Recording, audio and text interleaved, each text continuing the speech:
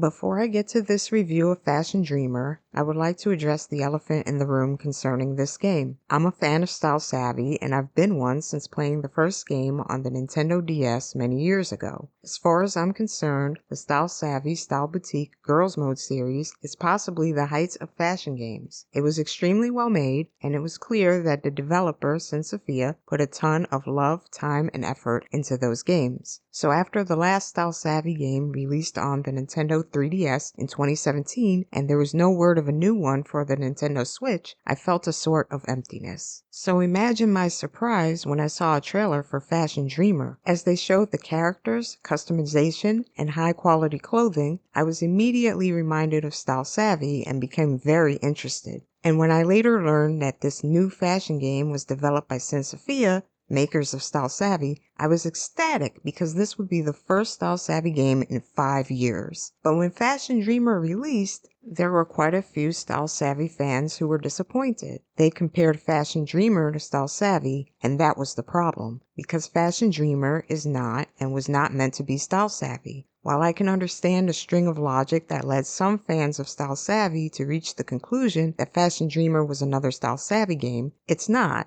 And there was never anything in the promotional materials or in the trailer to suggest that it was either a continuation of or a spin-off to the Style Savvy series. This is definitely a case of false assumptions leading to unrealistic expectations and ultimately disappointment. In the trailers, Sophia labeled Fashion Dreamer as a fashion and communication game. If we're going by that standard, they've succeeded because Fashion Dreamer is indeed a game that combines fashion and communication. And while I understand the frustrations of people who were expecting another Style Savvy game and got something drastically different, there was nothing in any of the trailers or promotional materials that invoked the name of the Style Savvy series or referenced Style Savvy in any way. Because of that, I believe it would be disingenuous to criticize the game by comparing it to something that it was not meant to be. Since it's clear that Sophia would like Fashion Dreamer to be thought of as its own property, I will treat it as such and review it on its own merits. Other than the words I've just said, I will not be comparing Fashion Dreamer to Style Savvy in any way. And with that out of the way, here's my review of Fashion Dreamer. Fashion Dreamer's gameplay is fairly simple. Your player character is called a muse, and you have the option of creating up to 4 muses. You can choose between a feminine or masculine body type, which are called type A and B respectively, and customize things like hair, skin, eye color, hairstyle, eye shape, etc. However, one thing that's lacking as far as customization goes is the ability to choose between different body shapes and sizes. There's an option that suggests you can change your body type, but in actuality, all it does is size up your character proportionally height-wise. You can be short or you can be tall, but your proportions will always remain the same, which is a real disappointment in a game that would otherwise promote positivity and feeling good about how you look and what you wear. I realize the developers probably did this because it would be difficult to have each item of clothing reworked to match different body types. I also understand that in a fashion game, they would want everything to look nice, and it's easier to stick to one body type and just scale it up while scaling the clothes up to match. That being said,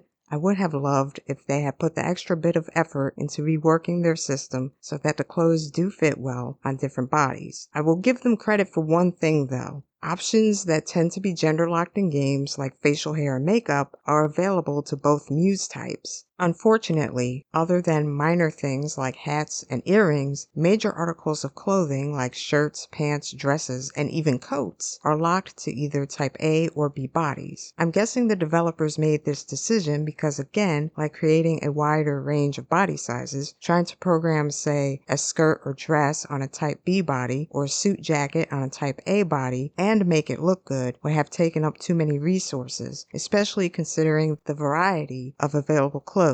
It would have at least been nice to have unisex items that either body type could wear, other than hats and glasses. After you create your muse, you start off in one of 4 areas that are referred to in this game as cocoons. The starting cocoon is called Hope, and as you level up, 3 more will become unlocked. Act, Fun, and Love, with each cocoon having a different visual aesthetic. The world itself is called Eve, which is meant to be an online fashion-focused environment. To progress in this game, you need to gain followers and likes. You do this by making outfits called lookits and styling NPCs and the muses of online players. Each NPC or player you encounter will have preferences that you have to try your best to fulfill. Some characters might favor a particular color or pattern, want a certain style, or want a particular item. The request can be as simple as, I like the color blue, I don't care about anything else, or as complex as, I like green, plaid, and elegant clothes, and I want a pair of glasses too. There's really no way to fail, and you'll get credit for styling something, so do your best. After styling a muse or NPC, you'll get a brief cutscene of them checking out their new outfit, and you'll be evaluated on how closely you match the requests. You can earn gacha and bingo tickets, coins, keys, and, like just about every online thing ever, likes and followers. Regarding NPCs, there are a total of 3 hearts you can earn, and you get 1 just for creating something. If you make a lookit that meets all their expectations, you'll get 3 hearts. Gaining 3 hearts when styling an NPC is good because it'll level them up, and as NPCs level up, they might give you something, like a pattern for a clothing item, a new hairstyle, eye color, skin color, etc. Gacha tickets are used to earn patterns you can use to make clothes. The gacha machine is random, and you can spend a lot of time trying to get that one rare item you want. Even then, patterns earned from gacha machines have a limited number of uses, so it's best to be conservative when creating clothes with them. The gacha is a fun little mechanic, but I wouldn't rely on it as a viable strategy for creating new patterns. Bingo tickets are used at the bingo machine, of which there are 2 types, one with a 3x3 grid that has cute animal faces, and a traditional 5x5 number grid. Winning at bingo earns you points that are used as currency when customizing clothes, and you'll need lots of points to create rarer, higher level items. While it can take a long time to win, I recommend playing bingo at the start of your playthrough to earn some easy points. The animal one is best for this in the beginning because it's not that hard to win.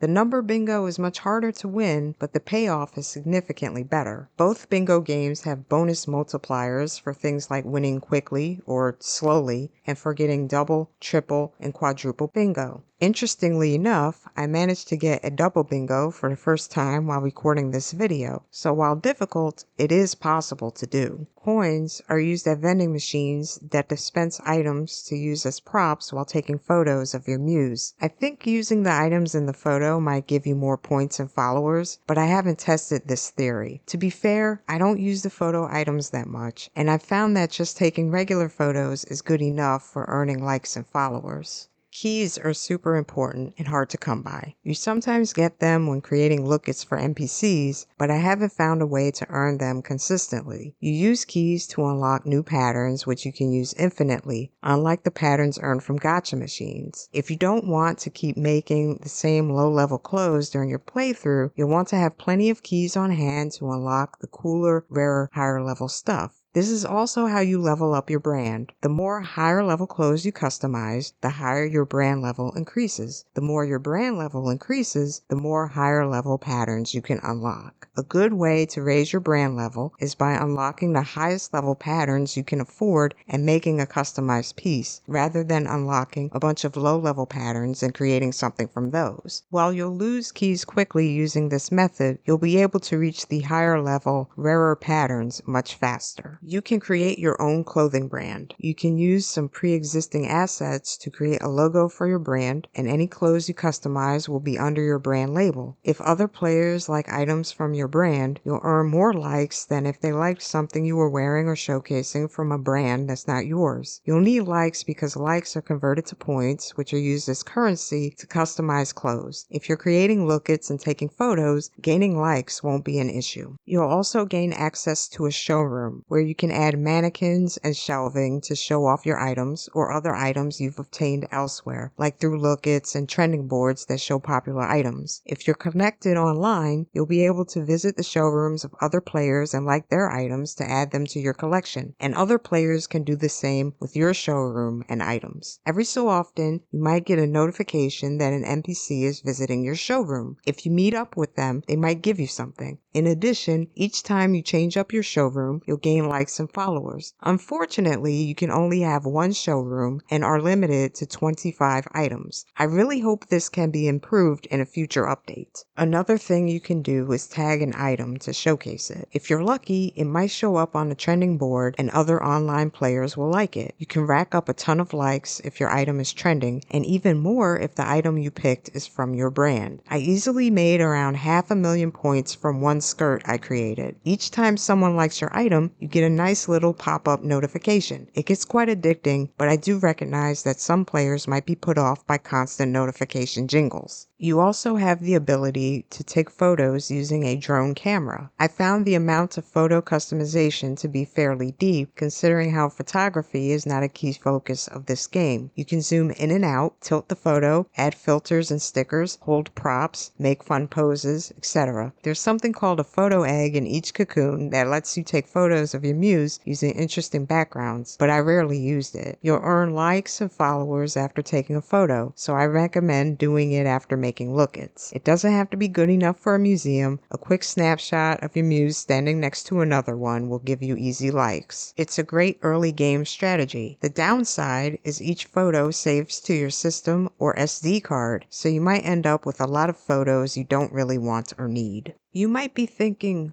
all that stuff sounds cool, but what's the goal of Fashion Dreamer? The game takes place in an online world called Eve, and your goal, if there is one, is to become the best fashion influencer you can. Making look-its for people will earn you likes and followers, and the more followers you have, the higher your influencer rank. The likes are converted to points that are used as currency when customizing clothes. The keys unlock patterns to customize better-looking clothes. The bingo gives you more points. The gacha gives you more patterns. Taking selfies and photos with muses gives you likes and followers. Everything in this game is designed to level up either your influencer rank or followers or your brand level. Fashion Dreamer is basically a constant positive feedback loop, and it feels nice. The downside is that this loop of creating clothes and look-its with no clear story or goal might not be interesting enough for players who'd like a little more structure in their games, and it can become a slog for people who want to do something else. This is the kind of game that some can play for hours on end, and others only for short bursts of time. When the game first released, I played it exclusively for a few hours a day. I've since slowed down on how frequently I play this game, but I do check up on it from time to time and play it as a palate cleanser while playing other games. A game I play when I can't decide what to play. I realize that sentence doesn't sound like a glowing endorsement of Fashion Dreamer. It's like if you were asking someone how they feel about you and they said,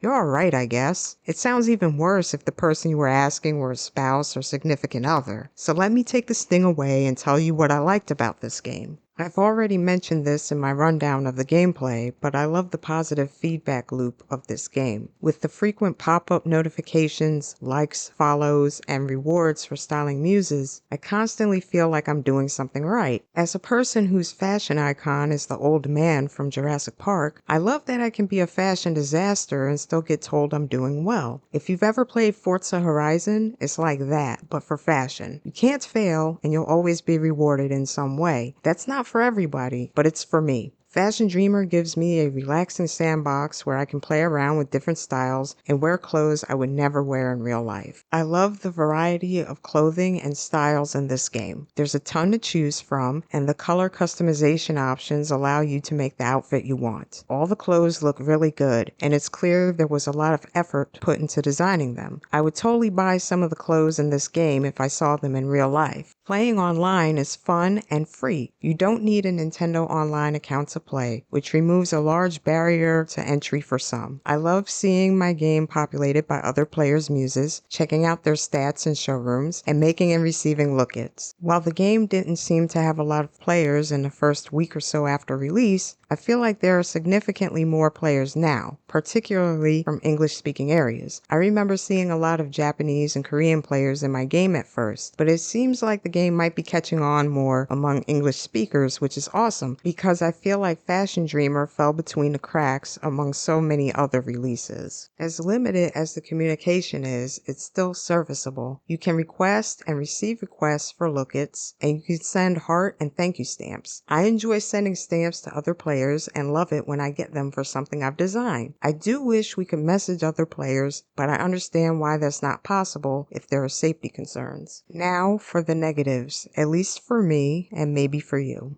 I've already mentioned the lack of varied body types and unisex clothes, so I won't dwell on it again here. But I do hope if Fashion Dreamer continues as a series, they do a better job concerning these things. I'd rather have fewer clothes that fit multiple body types than a greater variety of clothes that fit only one. The tutorial is severely short and lacking, and doesn't explain much beyond the most basic gameplay elements. In fact, the tutorial was so short that I swear the end credits were longer. At some point, you'll probably accidentally press a button and stumble upon something you never knew about. You'll then question whether that feature you just discovered was mentioned in the tutorial, and realize that it wasn't. If you're like me, you'll keep playing, wondering if you perhaps missed something else, maybe something more important, but you'll never know because it's not like the tutorial will tell you. You can only have 5,000 total items, which sounds like more than enough until you start liking and customizing everything, and they are hard to sort through. You can filter items based on type like footwear, outerwear, and shirts, and also by rarity and items under your brand, but you can't filter by color or style type. For example, what's the difference between elegant, relaxed, and cool clothing? Beats me. You can favorite items and add them to a separate sorting area, which is great if you have items you use frequently, but I don't, so endless scrolling for me, I guess. There's not enough clothing variety for the masculine body type. I was excited about being able to create a male muse, but haven't yet because I found their clothes to be lacking. What's available is fine, but I do feel like the developers put more of their efforts into making clothes for female muses. This was probably the right choice on their part because the vast majority of player-created muses I've encountered in my game were female. I think it would be nice to have a mini-map on screen in each of the cocoons. I can't tell you the amount of times I would run around trying to find something and get lost. It doesn't help that some cocoons have stairs, escalators, pathways you might not know about, dead ends, etc. That, combined with the close camera angle, makes a mini-map a necessity for me. Just show me where I am and where all the other muses are at the very least. Speaking of maps, you have access to a map of the NPCs and muses you've encountered in your game, as well as players you've added. It's a nice idea, especially if you've met an interesting looking muse and want to follow them or check out their showroom. Unfortunately, it's a disaster to navigate and find a specific muse. It's manageable at smaller numbers, but once you hit triple digits, it's a mess. The clothing rarity system is broken. Once you go online, there's nothing stopping you from liking and grabbing the rarest clothes right away. You won't be able to create them until you level up your brand, but you'll still have access to them through other muses and the trending item boards. I think it would have been better if your muse needed to reach a certain popularity level before being able to get rare clothes through liking them, or if you're too low a level, you can only get the rarer clothes if another player gives them to you via a lookit. The NPCs aren't that interesting, and there isn't a story to speak of. Fashion Dreamer is purely a fashion game with a splash of photography and little else. I do wish there was something else to work towards, perhaps a storyline about helping someone become more fashionable, or the addition of fashion competitions, which leads me to my final concern about this game. The main strength of Fashion Dreamer is in its online play, especially because it doesn't require a Nintendo Online account. However, what happens when the server that hosts the game shuts down? Like what happens with old MMORPGs? Like what happened with the 3DS eShop? Or what will happen with the Friday the 13th game? I can't claim to know how any of that works, but nothing lasts forever, and if or when Fashion Dreamer no longer offers online play, it will be a shell of what it is now, and hardly worth playing. The lack of story, boring NPCs, and need to farm points to progress does not make for a fun single-player experience. The second I had access to online play, I stayed online. I briefly switched to offline play so I could focus on leveling up NPCs, but that didn't last long as the world was dead and dull. I really think by focusing so much on the communication part of this fashion communication game, the single-player aspects were ignored to the point where if you don't have good internet access, I wouldn't bother with Fashion Dreamer at all. It really is a fatal flaw, as the single player can't support this game on its own. As far as the price, at $50, unless you know for sure that this game is for you, I would wait for a sale or price drop. That's the end of my Fashion Dreamer review. I'm curious to know what you think. Did you buy it? Did you pre-order it? Are you still playing it? Are you thinking about getting it? What were your experiences? Feel free to leave them in the comments, and I'll leave my player information up here in case you'd like to request a look at or something. I'll see you next time.